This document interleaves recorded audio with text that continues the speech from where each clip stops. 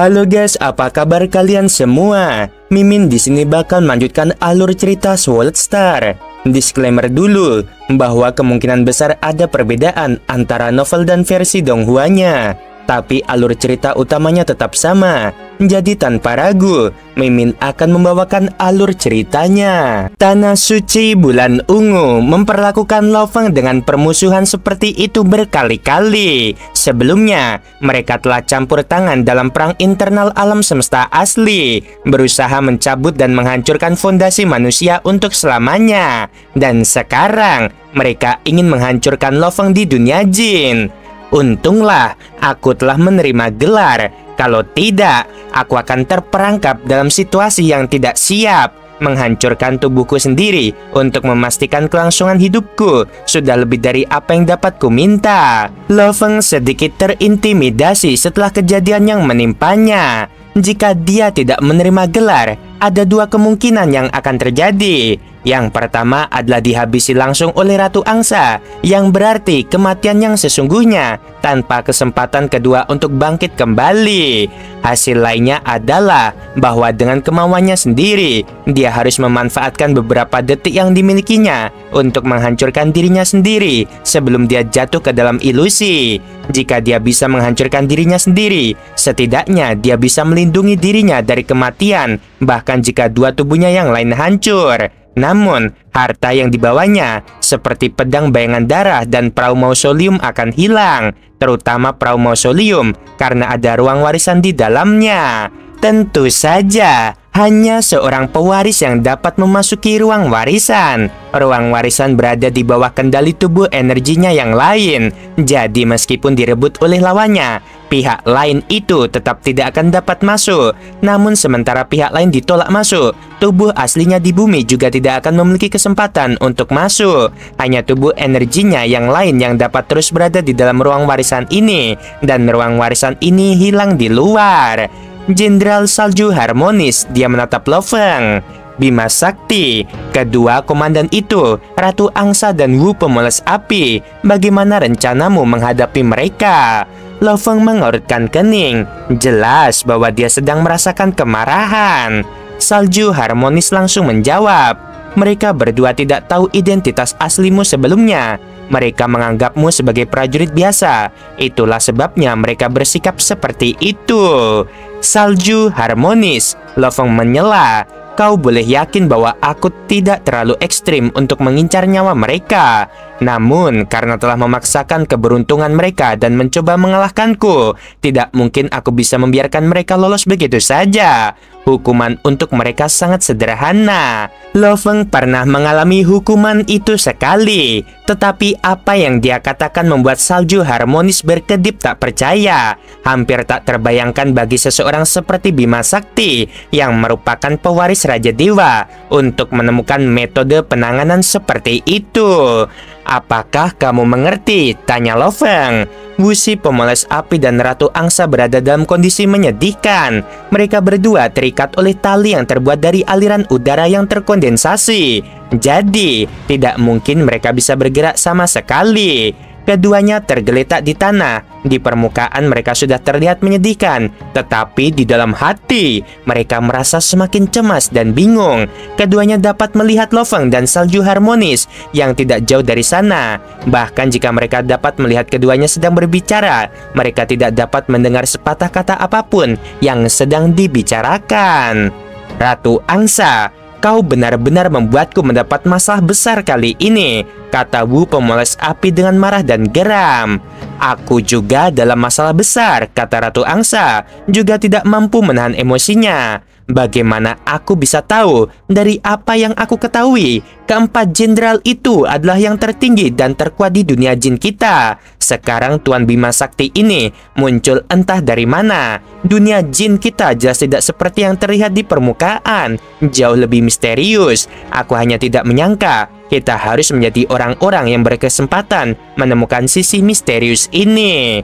Wu pemoles api menggelengkan kepalanya tanda kesakitan. Dinasti Jin mungkin telah runtuh, tetapi dari makhluk-makhluk hebat yang tangguh yang telah mengikuti Yang Mulia Raja Dewa berperang saat itu, ada beberapa yang jauh lebih kuat daripada keempat jenderal besar. Mungkin Bima Sakti ini adalah salah satu makhluk super hebat yang telah mengikuti Yang Mulia Raja Dewa berperang dan berhasil bertahan hidup. Mari kita tunggu dan berdoalah agar kami diselamatkan. Wu pemoles api dan Ratu Angsa berbaring, merasa penuh harapan. Pada saat itu, Jenderal Salju Harmonis mendekati mereka dari jauh. Kedua pasang mata mereka itu berbinar. Mereka telah berada di bawah komandonya untuk waktu yang lama. Jadi mereka yakin bahwa mereka seharusnya memiliki kesempatan untuk bertahan hidup. Jenderal Salju Harmonis berjalan mendekat, melihat Wu pemoles api dan Ratu Angsa yang keduanya tergeletak di lantai. Dia berkata tanpa basa-basi lagi, "Kalian berdua beruntung. Tuan Bima Sakti tidak ingin mengambil nyawa kalian." Ratu Angsa dan Wu pemoles api menghela napas lega. Selama mereka selamat, alangkah baiknya jika tetap hidup. Jika ini adalah perang dengan kelompok kuat lainnya, kehilangan nyawa bukanlah masalah besar, tetapi mati di wilayah mereka sendiri akan menjadi kesedihan yang tak tertahankan. Kalian berdua mungkin dibebaskan dari hukuman mati, tetapi tentu saja tidak luput dari hukuman cambuk. Jenderal Salju Harmonis menatap mata mereka berdua. Kalian berdua telah mengumpulkan sejumlah besar kredit militer selama bertahun-tahun yang tak terhitung jumlahnya, dan memiliki cukup banyak harta dalam kepemilikan kalian. Sekarang, kalian akan dilucuti dari semua kredit militer dan harta kalian sebagai bentuk hukuman. Kedua pasang mata mereka terbelalak kaget. Apa kalian tidak mendengarku? Jenderal Salju Harmonis mengerutkan kening saat ia memerintahkan. Tali yang tersusun dari aliran udara kental pada Wu pemoles api dan Ratu Angsa secara otomatis hancur dan tersebar. Jika kalian tidak akan meninggalkan harta kalian dan pergi, apakah itu berarti kalian berniat untuk menyerahkan nyawa kalian sebagai gantinya? Ada sedikit rasa dingin di matanya saat Jenderal Salju Harmonis berbicara. Betapa berbedanya status Bima Sakti. Dia adalah pewaris yang sangat dihormati oleh Yang Mulia Raja Dewa. Bagi Yang Mulia, mengorbankan seorang prajurit bukanlah kerugian yang layak disesali, tetapi situasinya akan berbeda bagi seorang pewaris. Dua dewa sejati ruang hampa masih berharap untuk menawar lebih dari yang seharusnya. Wu pemoles api yang pertama menanggapi, "Terima kasih Tuan Bima Sakti atas kebaikan hatimu. Terima kasih Jenderal atas bantuanmu." Tiba-tiba, setumpuk harta karun muncul di sampingnya. Dalam sekejap, semua harta karun tipe mesin milik Wu pemoles api, harta karun jiwa, baju sirah, senjata, dan semua material lainnya muncul di hadapan mereka. Dia tidak menyimpan apapun sama sekali, bahkan yang disebut baju sirah di tubuhnya. Pada saat itu, hanyalah kekuatan dewa dalam bentuk padatnya. Salju Harmonis menatap Ratu Angsa. Meskipun dia sangat enggan, Ratu Angsa tidak mau mati. "Aku juga akan meninggalkan milikku." Dalam waktu singkat, Ratu Angsa dan Wu pemoles api telah meninggalkan setumpuk harta karun. Kemudian dalam keadaan menyedihkan, mereka terbang menjauh. Cara mereka terbang tidak lagi perkasa seperti sebelumnya. Ratu Angsa tidak lagi meninggalkan seberkas cahaya pelangi yang mengalir seperti yang selalu dimilikinya saat ia terbang. Sebaliknya, ia terbang menjauh tanpa kata-kata dengan cara yang sangat menyedihkan. Tidak ada prajurit lain di sekitar untuk menyaksikan pemandangan seperti itu. "Mereka sudah pergi," kata Jenderal Salju Harmonis. Lo Fong berjalan mendekat dan melihat semua harta karun di tanah. Dia mengangguk dengan satu lambaian, menyingkirkan semua yang ada di hadapannya. "Mengenai kredit militer yang mereka berdua kumpulkan, aku akan mengatur agar itu ditransfer kepadamu." Jenderal Salju Harmonis meratap sambil mendesak, "Betapa kejamnya tanganmu. Bagi para ahli hukum dan dewa sejati, mereka masih bisa mendapatkan kredit militer melalui misi yang ditugaskan oleh tentara. Namun saat mereka menjadi dewa sejati ruang hampa, tidak ada misi tentara seperti itu lagi. Jika mereka ingin mendapatkan kredit militer, itu sangat sulit. Namun, kamu mengambil semua yang telah mereka peroleh dengan susah payah selama bertahun-tahun yang tak terhitung jumlahnya dengan begitu cepat." Lo Feng hanya tersenyum. Tentu saja dia tahu itulah kenyataan di dunia jin. Para ahli hukum dan dewa sejati semuanya ditugaskan untuk menjalankan misi militer. Tetapi untuk menugaskan dewa sejati ruang hampa yang merupakan komandan untuk apa? Mungkinkah mereka ditugaskan untuk menghabisi dewa sejati ruang hampa lainnya di dunia jin? Inilah sebabnya mereka tidak diberi misi militer apapun, kecuali jika ada dewa sejati ruang hampa yang bodoh yang berani memprovokasi tentara. Kemudian beberapa dewa sejati ruang hampa akan dikerahkan untuk menyelesaikan situasi. Saat itulah sejumlah kredit militer akan diberikan. Tetapi untuk memprovokasi tentara, berapa banyak dari dewa sejati ruang hampa yang cukup bodoh untuk berani memprovokasinya? Inilah sebabnya secara umum satu-satunya cara bagi dewa sejati ruang hampa untuk mendapatkan kredit militer adalah dengan memimpin, mengajar, dan membimbing pasukan. Memerintah itu sendiri merupakan kontribusi layanan. Tentu saja, setiap tingkat komando yang berbeda akan menganugerahkan dewa sejati ruang hampa ini dengan jumlah kredit militer yang berbeda. Namun, mengumpulkan kredit militer dengan cara ini terlalu lambat. Jenderal Salju Harmonis juga pergi. Lo Feng menuju ke titik militer. Tepat saat dia memasuki aula, dunia tiba-tiba berubah. Sosok yang ditemani oleh seberkas cahaya keemasan muncul di hadapan Lo Feng, dan dengan penuh hormat dia menyapa, "Salamku kepada Tuan Bima Sakti." Lo Feng tersenyum. Setiap prajurit yang datang ke sini pasti akan bertemu dengan sosok yang bermandikan cahaya keemasan ini. Dulu, sosok yang bermandikan cahaya keemasan ini benar-benar keras hati. Namun sekarang dia sangat hormat. Tidak ada satupun prajurit di sekitar sini. Lo Feng melihat sekeliling. Lingkungan sekitar kosong tanpa apapun. Rupanya, Lo Feng telah dibawa ke wilayah terpencil. Tuan Bima Sakti, ini adalah cincin titik militer. Sosok yang bermandikan cahaya kemasan itu membalikkan tangannya, dan di tengah telapak tangannya, sebuah cincin yang indah muncul. Tuan Bima Sakti dapat menggunakan cincin titik militer ini untuk memasuki dunia senjata militer kapanpun kamu mau. Selama kamu berada di dalam dunia jin, kamu dapat memasuki dunia senjata militer. Kamu tidak perlu datang sendiri ke sini. Mata Lo Feng berbinar. Kewenangan Dewa Bima Sakti dimulai saat kau menerima cincin titik militer ini. Cincin itu terbang dari sosok itu ke arah Lo Feng. Dengan tangan terentang, Lo Feng menerima cincin itu. Aku ingin melihat informasi tentang semua prajurit yang menguasai hukum dan mereka yang telah bergabung dengan 4 pasukan utama dalam 3 era terakhir, katanya. Juga, apakah kamu dapat meniru aura para prajurit ini? Tentu saja, kata sosok yang bermandikan cahaya keemasan itu. Aura makhluk hidup memang merupakan metode identifikasi yang paling akurat untuk menentukan identitas mereka. Tentu saja kita bisa melakukan simulasi. Dewa Bima Sakti memiliki kewenangan yang cukup untuk permintaan seperti itu. Tiba-tiba, di ruang kosong di sampingnya, satu persatu sosok mulai bermunculan. Semua itu adalah simulasi dari sosok prajurit yang telah bergabung dengan 4 pasukan utama selama 3 era terakhir. Sekilas semuanya tampak gagah. Itu angka yang cukup besar, gumam Lo Feng pada dirinya sendiri. Untungnya itu hanya 3 era. Lo Feng dianggap sebagai salah satu kelompok paling awal. Sejak ia memasuki dunia jin, hanya sedikit lebih dari 2 era yang telah berlalu. Prajurit yang dikirim oleh Tanah Suci Bulan Ungu tentu masih dapat ditemukan dalam rentang waktu ini. Mari kita mulai. Lo Feng segera mulai memeriksa. Hanya sesaat telah berlalu, dia telah dengan cepat membuat pilihannya. Sebanyak 96 orang dari Tanah Suci Bulan Ungu bergabung dengan 4 pasukan utama, kata Lo Feng pelan. Faktanya, Tanah Suci Bulan Ungu telah mengirim lebih banyak dari yang telah ia hitung. Akan tetapi, untuk diterima menjadi anggota pasukan, para Universe Master harus terlebih dahulu mengikuti seleksi. Tidak peduli seberapa siapnya Tanah Suci Bulan Ungu, tidak mungkin dapat memastikan tingkat penerimaan 100%. Mereka yang berjumlah 96 orang, Lo Feng merenung. Jika aku ingin menghabisi mereka semua, aku harus melakukannya dengan satu gerakan cepat. Aku tidak bisa menunda-nunda. Begitu mereka waspada, mereka akan melarikan diri dengan sangat cepat.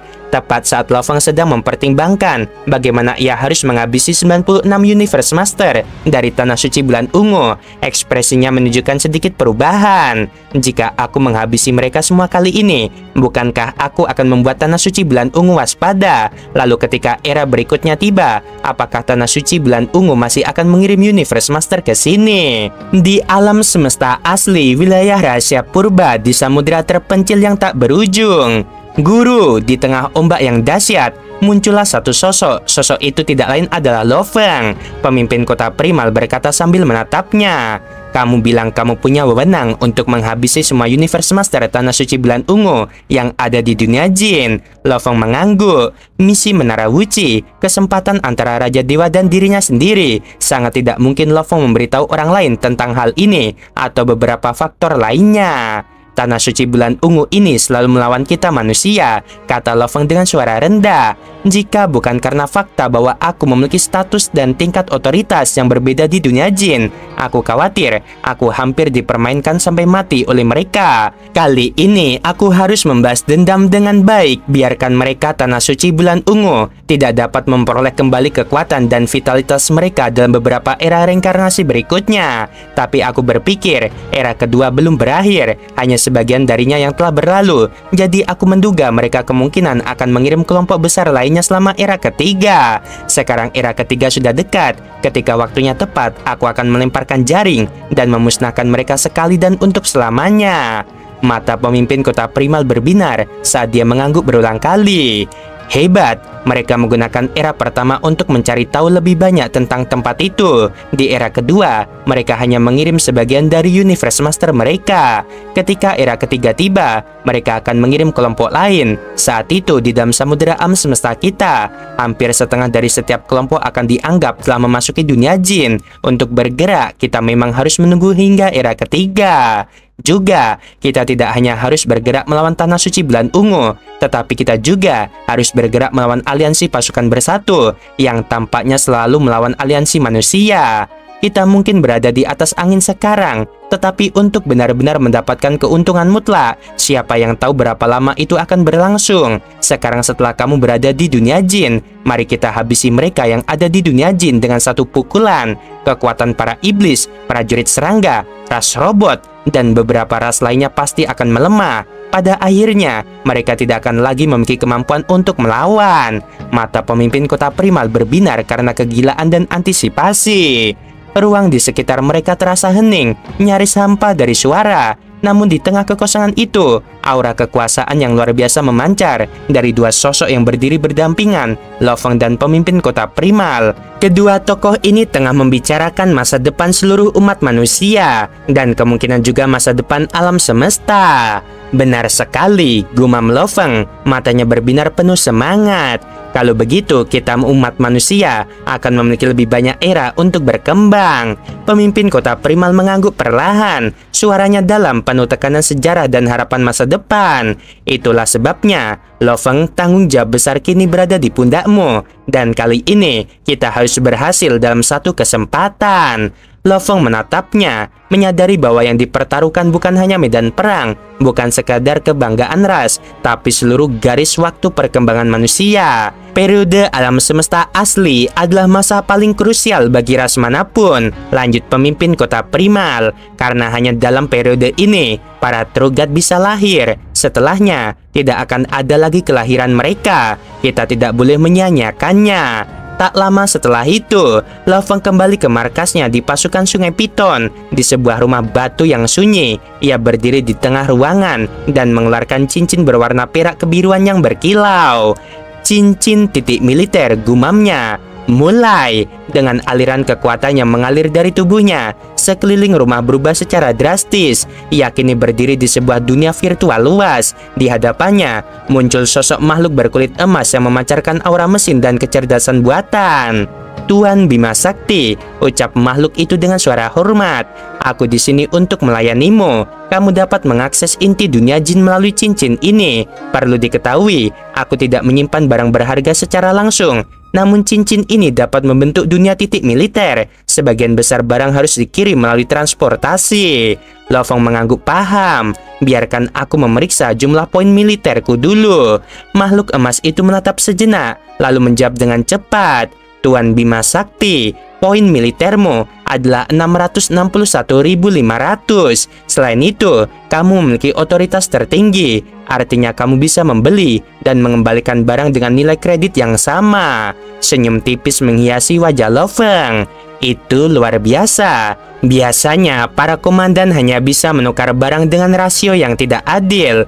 Namun karena Lo Fong memiliki status tertinggi, ia tidak perlu membayar lebih dari nilai sebenarnya. Dia membuka ruang penyimpanan pribadinya dan melemparkan setumpuk barang berharga ke dalam sistem penilaian. Baju sirah, senjata, artefak pemulihan kekuatan dewa, bahkan mesin tempur langka. Semuanya peninggalan dari Ratu Angsa dan Wu pemoles api. Cahaya emas menyapu semua benda itu. Total nilai 56.208.000 poin militer, kata makhluk itu. Lo Fong mengangkat alisnya. Lebih dari 50 juta poin. Sesuai dugaanku, mereka tukar semua poin mereka dengan harta. Lalu semuanya jatuh ke tanganku. Ia menyeringai sinis. Meskipun mereka dewa sejati ruang hampa, harta mereka tak sebanding dengan satu dewa Wuci. Tidak terlalu mengesankan. Setelah melihat daftar barang yang tersedia, Lo Fong tiba-tiba merasa ada yang aneh. Dia mengerutkan kening saat menyadari sesuatu. Mengapa jumlah harta karun sejati tertinggi begitu terbatas di samudera semesta? Pikirnya dalam hati. Padahal seharusnya ada ribuan senjata agung dan artefak kuat yang tersisa dari para makhluk agung zaman dahulu, terutama mereka yang telah gugur di dunia jin atau di perahu semesta. Tapi jumlah yang keluar tidak pernah banyak, seolah-olah ada sesuatu yang menahan. Apakah pikiran asli yang melakukannya, gumam Lo Fong. Ia terdiam. Pikiran asli, entitas tak terlihat yang menjaga keseimbangan samudera semesta, tidak pernah terlihat menyerang. Ia hanya mengatur, mengawasi, dan sesekali mengarahkan. Kalau begitu, pikir Lo Fong, mengapa dia membiarkan kita datang ke dunia jin? Bukankah itu berarti dia ingin kita mendapatkan harta dan warisan itu? Sebuah kemungkinan muncul di pikirannya, kemungkinan yang mengguncang. Mungkin ada musuh yang lebih besar, sesuatu yang belum kami ketahui. Dengan penuh perhitungan, Lo Fong memutuskan untuk hanya mengambil 100 barang berharga tingkat dewa sejati. Ia menyimpan sebagian dan merencanakan distribusi strategis. Sebagian untuk pasukan utama ras manusia, sebagian lagi disimpan di gudang, sebagian untuk penduduk bumi, dan tentu saja untuk keluarganya sendiri. Aku tidak bisa sembarangan menghabiskan semua kredit militer ini, pikirnya. Kalau bahaya datang, aku butuh kekuatan yang masih bisa dipanggil. Aku butuh sebuah opsi. Lo Fong tahu betul kekuatan ras manusia bisa ditingkatkan dengan cepat bila harta warisan tersebar tepat sasaran. Bahkan jika penduduk bumi hanya menyumbang 1/50 dari kekuatan ras manusia, itu sudah luar biasa. Namun jika dia membantu mereka dengan warisan kuat, mungkin mereka bisa jadi 1/10, bahkan 1/7 kekuatan total umat manusia, ucap Lo Fong dengan harapan. Di tanah suci Bima Sakti, sosok lain dari Lo Fong, yaitu tubuh lautan, duduk diam dalam meditasi, dikelilingi oleh 10 pasang sayap sawu. Ia menanamkan kekuatan dewata, merasapi pola, mengurai makna dari tingkat ketiga sayap tersebut. Aku akhirnya mengerti, serunya. Tingkat ketiga ini luar biasa rumit. Dewa sejati biasa mungkin butuh waktu sangat lama untuk memahaminya. Tiba-tiba, 2 sinar merah menyala dari matanya dan menyinari sayap-sayap itu. Kabut putih muncul dan menyelimuti area seluas 120 tahun cahaya. Ini ruang hampa satu pikiran, bisiknya. Ia tersenyum. Versi sederhana dari ruang hampa satu pikiran sudah lebih kuat dari harta karun sejati tertinggi domain biasa. Dukungan semacam ini sangat berharga, bahkan untuk makhluk agung. Aku butuh nama untuk teknik ini, gumamnya. Sementara itu, di luar di tepi danau markas pasukan Sungai Piton, 2 tentara duduk bermuram di atas rerumputan.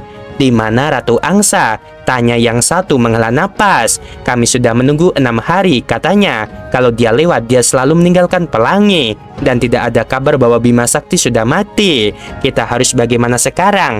Leluhur kita sedang menunggu kabar. Keduanya menatap langit, tak sadar bahwa kekuatan yang sedang mereka bicarakan telah berubah jauh dari bayangan mereka. Oke guys, sampai sini dulu episodenya ya. Sedikit lebih panjang dari biasanya yang di bawah 20 menit. Ini karena banyak informasi penting, Mimin gak berani banyak ngekatnya ya. Sebelum video berakhir, Mimin mau bilang sungguh membagongkan. Terima kasih.